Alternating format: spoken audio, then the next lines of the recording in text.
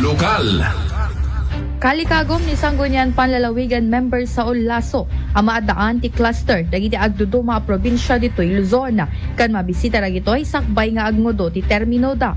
Kuna ti bukal, may saray toy karay ti plano da tapno mga gan dagiti arungaing konsuhesyon dagiti adda iti grassroots level tapno lalo pay a mapapintas ti serbisyo publiko. Inay na, addan tupay ti maiwaya ta panagtataripnom da karay ti pada na bukal ang matartar ditoy ti National Executive Committee.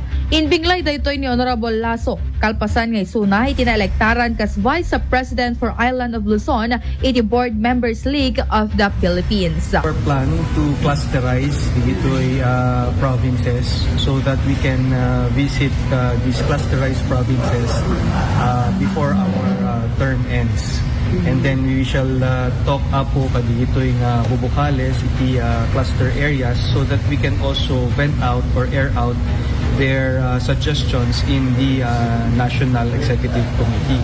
Tingamin experience ko ito tayo iti National Chairman, iti National Movement of Young Legislators. Anda kaming officers ijay ngem kaadwanan na or more often than not kita kam ti agpampanunot no at kahit nga programa sa activities nga mangyari ket malitlipatan digitoy